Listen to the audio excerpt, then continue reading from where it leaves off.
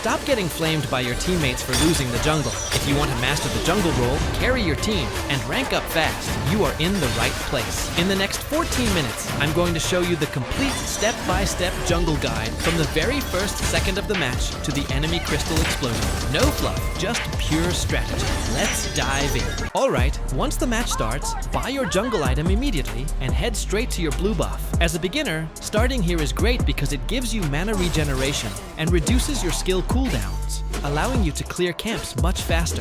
After securing the blue buff, don't wander off to the lanes just yet. You need to maximize your gold and XP. Move instantly to the 2 smaller camps nearby. Clear them as fast as possible using your skills. Remember, efficiency is everything in the early game. Once the blue side is completely cleared, rotate straight to the other side of your jungle. Do not waste time chasing early kills. Walk right up to your red buff. Now, start hitting the red buff. Taking this down will grant you extra damage and a slow effect on your basic attacks. By finishing this red buff, you are maximizing your jungle pacing and setting yourself up for the next big move. Once the red buff is down, immediately secure the remaining nearby small camps. Do not leave them behind, because every single piece of gold and experience counts to get ahead of the enemy jungler. Now that I'm level 4, the first thing I do is quickly open the scoreboard for just a couple of seconds. You always want to check the gold difference. Look at your own gold, your teammates, and most importantly, the enemy jungler's gold. This helps you understand who is ahead and who is weak. Next, look at your minimap.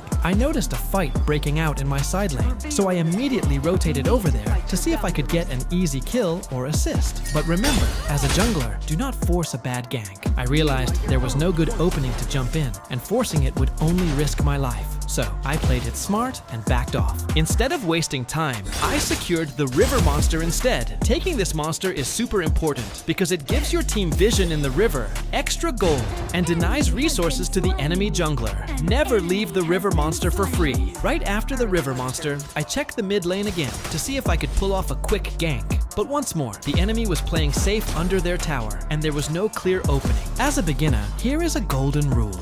Do not waste time waiting in the bushes if a gank isn't possible. Every second you waste is gold lost. Since my second cycle blue and red buffs were respawning, I immediately went back to farming. Clearing your jungle for the second time is crucial because it keeps your XP flowing and helps you maintain your lead. Keep your farming efficient, secure your buffs, and wait for the perfect opportunity to strike. After finishing my second jungle clear, it was time for the first major objective. I headed straight for the Tyrant.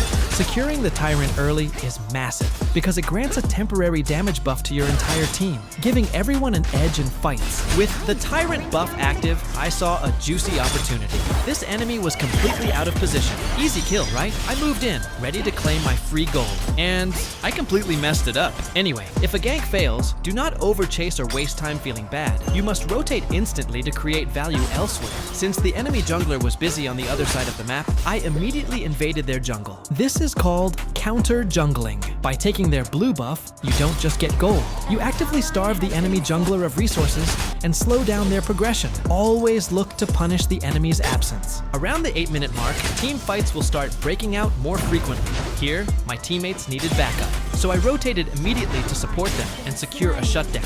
We successfully got the kill, but because I overcommitted or got targeted by the enemy team, I ended up dying. In the jungle role, trades like this happen, but you must minimize them.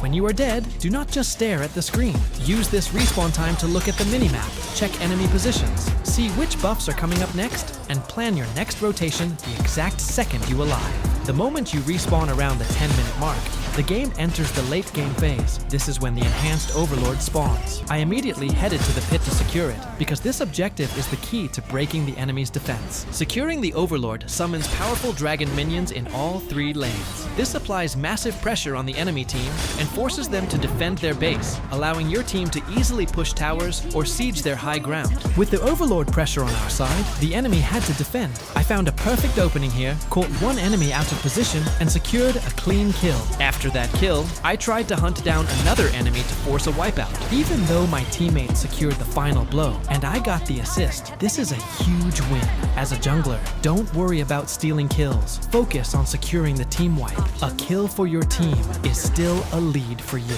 Since 2 of their players were down, I immediately invaded their jungle again. I took their blue buff and cleared the adjacent camp. When the enemy is dead, always strip away their resources so they can never make a comeback. To completely seal the game, I rotated straight to the Tyrant. Securing both the Overlord and the Tyrant back-to-back gives your team an unstoppable buff. At this point, victory is within your grasp. In the late game, one single mistake can cost the enemy the entire match. I caught an enemy out of position here, executed my combo perfectly, and secured the first shutdown. Right after that, I saw another target trying to retreat. Do not let them escape. I chased them down and secured the double kill. This completely wipes out the enemy defense. With the enemy team dead, do not just stand around. I immediately rushed into their jungle, took down their red buff, and cleared the nearby camps. Stripping away their buffs at this stage ensures they have 0 damage if they try to defend. Finally, to put the last nail in the coffin, I rotated straight to the Overlord once again.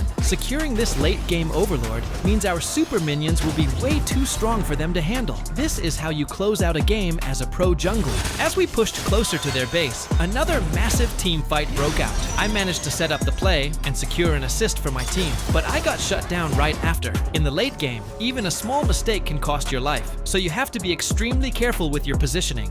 Once I respawned, it was time for the final push at the enemy crystal. Now, here is a golden rule for all beginners. Do not panic or rush the crystal. When you are at the enemy base, play it smart. Wait for your minions and let the enemy make the desperate moves. I played it completely safe here, held my ground, and focused on target selection. Even though my health dropped dangerously low, staying calm allowed me to secure 2 crucial kills right under their nose. This completely wiped out their last line of defense. With the enemies dead, my teammates and I focused entirely on the main objective. We destroyed the crystal, and that is a wrap. That is how you carry and win games from the jungle role. And that is the complete 7-minute beginner's guide to mastering the jungle. If you followed this pathing, focus on objectives, and keep your map awareness up, you will rank up in no time. If this video helped you out, make sure to smash that like button, leave a comment on which hero or lane you want to see next, and subscribe for more pro guides. See you in the next one. Peace.